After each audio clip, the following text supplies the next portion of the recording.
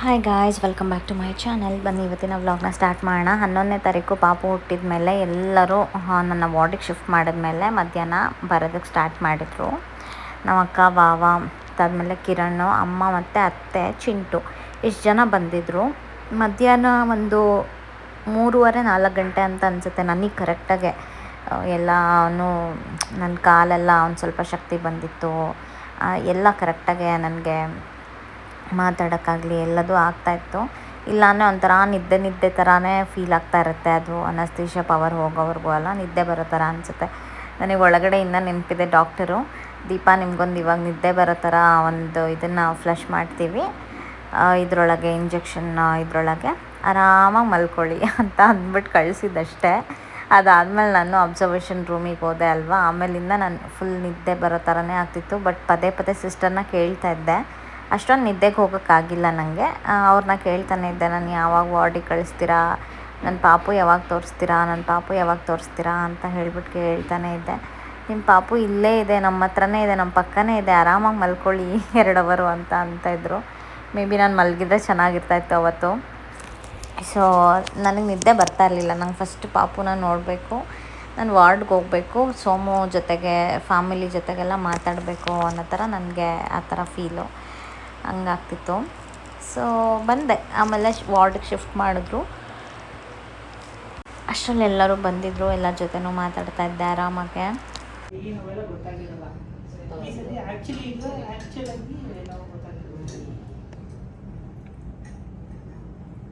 ಅದು ಬೆನ್ನಿ ಕೂಡ ಇಂಜೆಕ್ಷನ್ ಏನು ನೋವು ಆಗಿಲ್ಲ. ಅದು ಇಷ್ಟೇ ತುಂಬ ತಿನ್ನಿರುತ್ತದು, ಅದೇನು ಅಷ್ಟು ಪೇಯ್ನ್ ಆಗಲ್ಲ.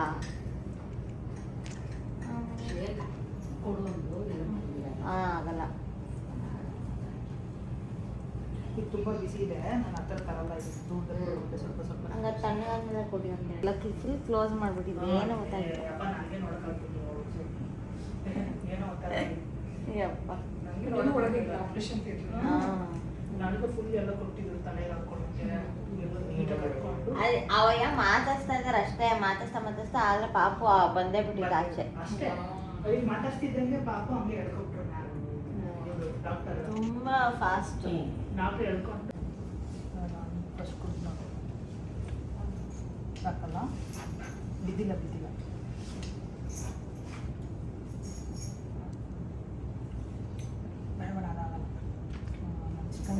ಆಲ್ಮೋಸ್ಟ್ ನಾನು ನೈಟು 10 o'clock ಊಟ ಮುಗಿಸ್ದವಳು. ನಾನು ಬೆಳಗ್ಗೆ ಬಂದು ಪ್ರೊಸೀಜರು 10:45 ಎಂಡ್ ಆದಮೇಲೆ ಮತ್ತೆ ನಾನು ಮಧ್ಯಾಹ್ನನೇ ಇವಾಗ ನನಗೆ ಊಟ ಕೊಡ್ತಾ ಇರೋದು.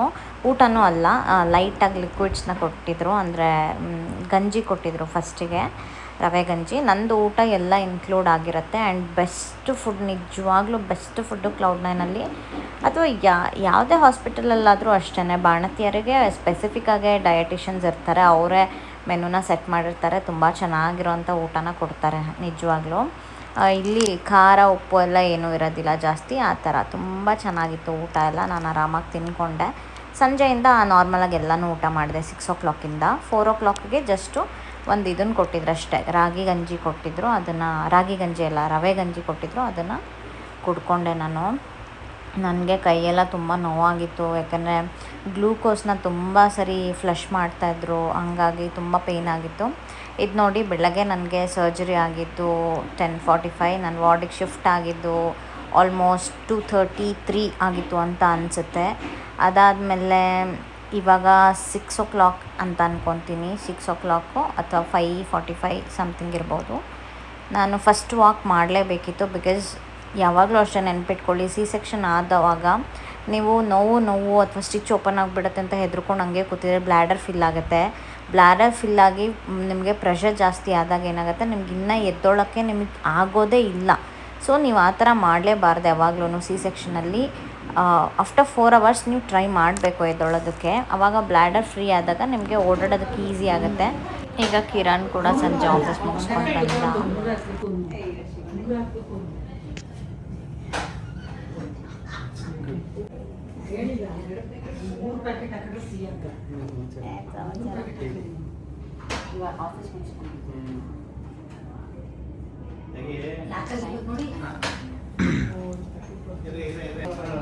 ಎಲ್ಲರೂ ಹಂಗೆ ಹೇಳ್ತಾರೆ, ಹೇಳ್ತಿಲ್ಲ ಹೇಳ್ತಿಲ್ಲ. ಏನು ಮಾಡಿದ್ದಾನೆ ಇವನು? ಅವನು ಸೋಮು ಇವನಿಗೆ ಹೇಳಿಲ್ಲ ಹೇಳು ಅಂತ, ಇವನು ಹೇಳ್ತಿಲ್ಲ. ಇನ್ನೇನಾಗುತ್ತೆ ಯಾಕೋ ಹೇಳಿಲ್ಲ ಇವ್ರಿಗೆಲ್ಲ. ಇವನು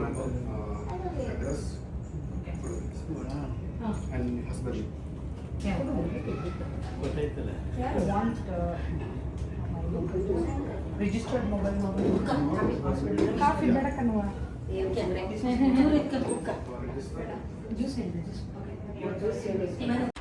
ನನ್ನ ಫೇಸ್ ಅಂತೂ ಅನಸ್ತೇಶ ಪವರ್ಗೋ ಏನಕ್ಕೋ ಮೆಡಿಸಿನ್ಸ್ಗೋ ಗೊತ್ತಿಲ್ಲ, ಒಂಥರ ಸ್ವೆಲ್ಲಿಂಗ್ ಆಗೋಗ್ಬಿಟ್ಟಿದ್ದು, ಡುಮ್ಮಕ್ಕಾಗಿತ್ತು ಫೇಸೆಲ್ಲ ನನಗೆ. ಸೊ ಇಲ್ಲೆಲ್ಲ ಫ್ಯಾಮಿಲಿ ಎಲ್ಲ ಕುತ್ಕೊಂಡು ಮಾತಾಡ್ತಾಯಿದ್ವಿ, ಹಾಗೆ ಕಾಫಿ ಎಲ್ಲ ಕುಡಿತಾಯಿದ್ರು. ನಂದು ಇನ್ನೇನು ಡಯೆಟೆಲ್ಲ ಸ್ಟಾರ್ಟ್ ಆಗುತ್ತೆ, ನಂದು ಏನೂ ಇರೋದಿಲ್ಲ ಜಾಸ್ತಿ. ಇವಾಗ ನೋಡಿ ಟೈಮು 7:15 ಆಗಿದೆ. ನಮ್ಮ ಅಕ್ಕ ಬಾವ ಹೊರಡ್ತೀನಿ ಅಂದರು. ಓಕೆ ಅಂತ ಹೇಳ್ಬಿಟ್ಟು ನಾವು ಹಾಗೆ ಕೂತ್ಕೊಂಡಿದ್ದೀವಿ.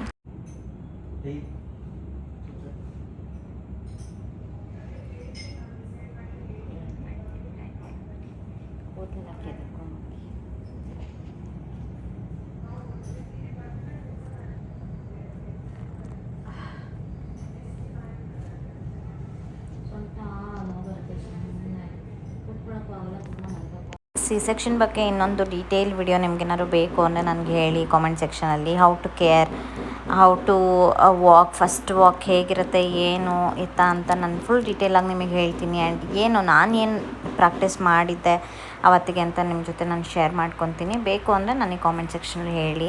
ಹೆದರ್ಕೊಳ್ಳೋ ಅಂಥ ಅವಶ್ಯಕತೆಯೇ ಇಲ್ಲ. ಸಿ ಸೆಕ್ಷನ್ಗೆ ನಿಜವಾಗ್ಲೂ it is very very smooth delivery ಅಂತಲೇ ಹೇಳ್ಬೋದು. ಇವಾಗ ನಮ್ಮದು first day night routine start ಆಯಿತು ನೋಡಿ. ನಮ್ಮ ಪಾಪು ಅಷ್ಟೊಂದೇನು ಅವಳು ಕ್ರ್ಯಾಂಕಿ ಥರ ಫೀಲ್ ಆಗಿಲ್ಲ, ನಮಗೆ ಆರಾಮಾಗಿದ್ಲು. ಬಟ್ ಫೀಡಿಂಗ್ ಅಂತೂ ಮಾಡಲೇಬೇಕಾ, ಎವ್ರಿ 2 hours ಒಂದ್ಸರಿ ಫೀಡ್ ಮಾಡಲೇಬೇಕು. ಫಸ್ಟ್ ಡೇ ಅದು ನಿದ್ದೆ ಎಲ್ಲ ಸ್ಯಾಕ್ರಿಫೈಸ್ ಮಾಡೋ ಥರ ನಮಗೆ ಅದು ಇರುತ್ತೆ. ಆ ಟೈಮ್ನ ಸೆಟ್ ಮಾಡ್ಕೊಳ್ಳೋದು ಸ್ವಲ್ಪ ಕಷ್ಟ ಆಗುತ್ತೆ, ಒಂದು ವಾರದವರೆಗೂ ಸ್ವಲ್ಪ ಕಷ್ಟನೇ. ನನಗೂ ಬೇರೆ ನಿನ್ನೆ ನೈಟಿಂದನೇ ನಮಗೆ ನಿದ್ದೆನೇ ಇರಲಿಲ್ಲ. ಅಂದರೆ ಪಾಪ ಬರುತ್ತೆ ನಾಳೆ, ಪಾಪ ಬರುತ್ತೆ ಅಂತ ಆ ಝೂಮಲ್ಲಿ ನಾವು ಒಂದು 2 days ನಿದ್ದೆನೇ ಮಾಡಿರಲಿಲ್ಲ, ನಾನು ಸೋಮು ಇಬ್ಬರೂ. ಸೊ ಹಾಗಾಗಿ ಅವತ್ತಿಗೆ ಒಂದು ಸ್ವಲ್ಪ ಫೇಸೆಲ್ಲ ಒಂಥರ ಆಗೋಗಿತ್ತು, ನನಗೂ ನಿದ್ದೆ ಮಾಡಿದಿರ. ಎದ್ದೊಳಿಸಿ ಫೀಡ್ ಕೂಡ ಮಾಡಬೇಕಿತ್ತು. ಮಿಲ್ಕ್ ಸೆಕ್ರಿಷನ್ನು ಚೆನ್ನಾಗೇ ಆಗಿತ್ತು ನನಗೆ, ಏನು ಪರವಾಗಿಲ್ಲ. ಮಿಲ್ಕ್ ಆ್ಯಕ್ಚುಲಿ ಆ ಪಾಪುಗೆ ಜಾಂಡಿಸ್ ಲೆವೆಲೆಲ್ಲ ಚೆಕ್ ಮಾಡಿದಾಗ 8 ಏನೋ ತೋರಿಸ್ತಾ ಇತ್ತು, which is very very normal. ಎಲ್ಲ ಮಕ್ಕಳು ಹುಟ್ಟಿದ ಮಕ್ಕಳಿಗೆ ಅಷ್ಟು ಇರುತ್ತೆ. ಅದಕ್ಕೇನು ಫೋಟೋಥೆರಪಿ ಅದೆಲ್ಲ ಅವಶ್ಯಕತೆಯೇ ಇಲ್ಲ ಅಂತಲೇ ಡಾಕ್ಟರ್ ಸಜೆಸ್ಟ್ ಮಾಡಿದ್ರು. ಅದಾದಮೇಲೆ ಆಕ್ಸಿಜನ್ ಲೆವೆಲೆಲ್ಲ ಚೆಕ್ ಮಾಡಿದ್ರು, ಅದನ್ನು ಎಲ್ಲ ನಾರ್ಮಲ್ಲೇ ಇತ್ತು. ಫಸ್ಟು ಪಾಪು ಹುಟ್ಟಿದ ತಕ್ಷಣ ಒಂದು ಸ್ವಲ್ಪ ಬ್ರೀತಿಂಗಲ್ಲಿ ಫಾಸ್ಟಾಗಿ ಬ್ರೀತ್ ಮಾಡ್ತಾಯಿದ್ಲು ಅಂತ ಹೇಳಿದ್ರು. ಅಬ್ಸರ್ವೇಷನ್ ಇಟ್ಟ ಮೇಲೆ ಇಲ್ಲ ನಾರ್ಮಲಾಗಿದೆ ಅಂತ ಹೇಳ್ಬಿಟ್ಟು ನನ್ನ ಜೊತೆನೇ ಅವಳನ್ನು ಕಳಿಸ್ಬಿಟ್ರು. ಆವಾಗ ಒಂದು ಸ್ವಲ್ಪ ಭಯ ಆಯಿತು, ಯಾಕೆ ಹಿಂಗೆ ಹೇಳ್ತಿದ್ದಾರೆ ಅಂತ ಸೋಮು. ಆಮೇಲೆ ನನಗೆ ಸೋಮು ಹೇಳಿದ್ದದನ್ನು, ನನಗೆ ಗೊತ್ತಿಲ್ಲ, ಅವ್ರ ಹತ್ರ ಮಾತಾಡ್ಬೇಕಾರೆ ಹೇಳಿರೋದು ಡಾಕ್ಟರದು. ಆಮೇಲೆ ನನ್ನ ಜೊತೆನೇ ಕಳಿಸಿದ್ರು, ಇಲ್ಲ ಎಲ್ಲ ನಾರ್ಮಲಾಗಿದ್ದಾಳೆ, ಬಟ್ ಸ್ವಲ್ಪ ಸಣ್ಣ ಇದ್ದಾಳೆ, ಒಂದು ಸ್ವಲ್ಪ ಸ್ಕಿನ್ನಿ ಇದ್ದಾಳೆ ಅಷ್ಟೇ, ಅದು ಬಿಟ್ಟರೆ ಇನ್ನೇನಿಲ್ಲ ಪ್ರಾಬ್ಲಮ್ ಅಂತ ಹೇಳಿದ್ರು ಅವರು. ಆವಾಗ ಒಂದು ಸ್ವಲ್ಪ ಖುಷಿ ಆಯಿತು. ಒಂದು ಸ್ವಲ್ಪ ಅಂಡರ್ ವೆಯ್ಟ್ ಬಂದಿದ್ಲು. ಲಾಸ್ಟ್ ಸ್ಕ್ಯಾನ್ ಆದಮೇಲೆ ಒಂದು ಸ್ವಲ್ಪನೂ ಗ್ರೋ ಆಗಿರಲಿಲ್ಲ.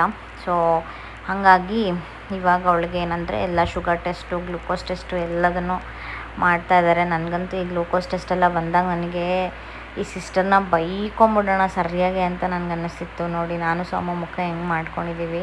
ಈ ಇಂಜೆಕ್ಷನ್ ಕೊಡೋದು ಇವೆಲ್ಲ ಮಕ್ಳಿಗೆ ಹಂಗೆ ಮಾಡಿದಾಗ ಒಂಥರ ಏನೋ ಒಂಥರ ಭಯ ಆಗುತ್ತೆ, ಒಂಥರ ಚೆನ್ನಾಗಿ ಅನಿಸಲ್ಲ.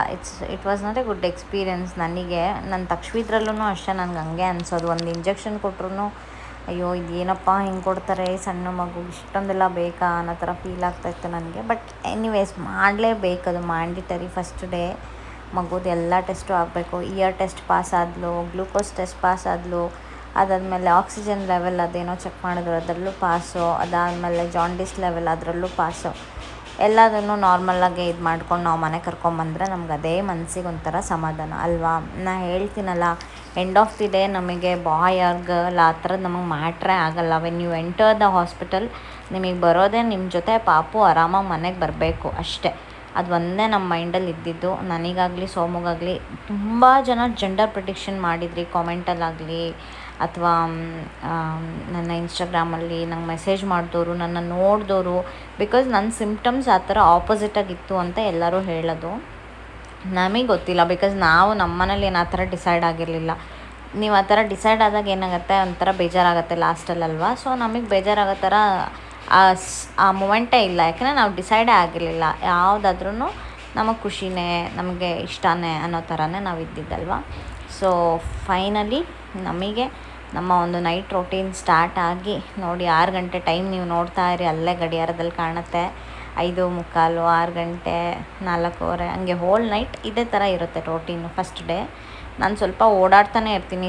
ಸೆಕ್ಷನ್ ಆದಾಗ ಯಾವಾಗಲೂ ಅಷ್ಟೇ, ಕೂತ್ಕೊಳ್ಳೋದು ಅಥವಾ ಮಲ್ಕೊಳ್ಳೋದು ಇದು 2 ಬಿಟ್ಟು ಅವಾಗವಾಗ ಎದ್ದು ಓಡಾಡಿದ್ರೇ ನಿಮಗೆ ಗೊತ್ತಾಗೋದು. ಯಾಕಂದರೆ ನಿಮ್ಗೆ ಅನಾಸ್ಥಿಷಿಯಾ ಪವರ್ ಇರುತ್ತಲ್ವ, ಆ ಪವರಿಂದ ನಿಮಗೆ ಗೊತ್ತಾಗ್ತಿರಲ್ಲ ನಿಮಗೆ ಬ್ಲ್ಯಾಡರ್ ಫಿಲ್ ಆಗಿದೆಯೋ, ನನಗೆ ವಾಶ್ರೂಮ್ಗೆ ಹೋಗೋ ಥರ ಫೀಲ್ ಆಗ್ತಿದೆಯೋ ಇಲ್ವೋ ಅನ್ನೋದು ನಿಮಗೆ ಗೊತ್ತೇ ಆಗೋಲ್ಲ. ನೀವು ಹೋಗಬೇಕು, ಬರಲಿ ಬಿಡಲಿ ನೀವು ಹೋಗಬೇಕು. ಆವಾಗಲೇ ನಿಮಗೆ ಒಂಥರ ರಿಲೀಫ್ ಆಗುತ್ತೆ, ಹೊಟ್ಟೆ ರಿಲೀಫ್ ಆಗುತ್ತೆ. ಮತ್ತು ನಿಮ್ಗೆ ಒಳಗಡೆ ಆ ಕಾಂಟ್ರಾಕ್ಷನ್ ಆಗ್ತಿರುತ್ತೆ ಯೂಟ್ರಸ್ದು, ಅದೆಲ್ಲ ನಿಮಗೆ ನಾರ್ಮಲ್ ಸ್ಟೇಜಿಗೆ ಬರಬೇಕಂದ್ರೆ ನೀವು ಪದೇ ವಾಶ್ರೂಮ್ಗೆ ಹೋಗಬೇಕು. ಆಮೇಲೆ ಓಡಾಡಬೇಕು, ಮಲ್ಕೋಬಾರ್ದು, ಕೂತ್ಕೋಬಾರ್ದು. ನನ್ನನ್ನು ನೋಡ್ಬಿಟ್ಟು ನಮ್ಮ ಡಾಕ್ಟರ್ ನಿಜವಾಗ್ಲೂ ಶಾಕ್ ಆದರು. ಎಷ್ಟು ಅವರ ಜೊತೆಲಿದ್ದ ಡ್ಯೂಟಿ ಡಾಕ್ಟರ್ಸ್ಗೆಲ್ಲ ಅವ್ರು ಹೇಳ್ತಾಯಿದ್ರು, 2ನೇ ಸೆಕ್ಷನ್ ಅವ್ರದ್ದು ಹೆಂಗೆ ಓಡಾಡ್ತಿದ್ದಾರೆ ನೋಡಿ, ಎಷ್ಟು ಆರಾಮಾಗಿದ್ದಾರೆ, ಅವ್ರು ಎಷ್ಟು ಚೆನ್ನಾಗಿ ಕೇರ್ ಮಾಡ್ಕೊತಿದ್ದಾರೆ ನೋಡಿ. ಆ ಕಾನ್ಫಿಡೆನ್ಸ್ ಬೇಕು ಎಲ್ಲದಕ್ಕೂ, ಅಳೋದು ಒಂದೇ ಇದಲ್ಲ ಅಂತ ಹೇಳ್ತಾಯಿದ್ರು ಅವ್ರ ಹತ್ರ. ಸೊ ನಾನು ಮೇ ಬಿ ಒಂದು ಸ್ವಲ್ಪ ಸ್ಟ್ರಾಂಗ್ ಇದ್ದೀನಿ, ಎಲ್ಲರ ಬಾಡಿನೂ ಒಂದೇ ಥರನೂ ರಿಯಾಕ್ಟ್ ಮಾಡಲ್ಲ, ನನಗೂ ಗೊತ್ತದು. ಹಾವ್ ನಾನು ಪಾಪು ಹೆಲ್ದಿಯಾಗಿದ್ದೀವಿ, ಅದೇ ಒಂದು ಖುಷಿ. ಸೋಮನ್ನು ತುಂಬ ಹ್ಯಾಪಿಯಾಗಿದ್ದಾರೆ ಪಾಪುನ ನೋಡಿದ್ಮೇಲಂತೂ. ಸೊ ಇವತ್ತಿನ ಈ ವ್ಲಾಗ್ ನಿಮ್ಮೆಲ್ರಿಗೂ ಇಷ್ಟ ಆಗಿದೆ ಅಂತ ನಾನು ಅಂದ್ಕೊತೀನಿ. ಇಷ್ಟ ಆದರೆ ಪ್ಲೀಸ್ ಲೈಕ್, ಶೇರ್, ಕಾಮೆಂಟ್. ಮತ್ತೊಂದು ಹೊಸ ವೀಡಿಯೋದಲ್ಲಿ ನಾನು ನಿಮ್ಮ ಜೊತೆ ಬರ್ತೀನಿ 2ನೇ ದಿನದ ವ್ಲಾಗಲ್ಲಿ. ಓಕೆ, ಮತ್ತು ಈಗ ನನಗೆ ಬ್ರೋಕೊಲಿ ಸೂಪ್ ಕೊಟ್ಟಿದ್ದಾರೆ, ಅದನ್ನು ಕುಡ್ಕೊಂಡು ಆರಾಮಾಗಿ ರೆಸ್ಟ್ ಮಾಡ್ತೀನಿ. ಮತ್ತೊಂದು ವ್ಲಾಗಲ್ಲಿ ಸಿಗೋಣ. Boy and take care guys.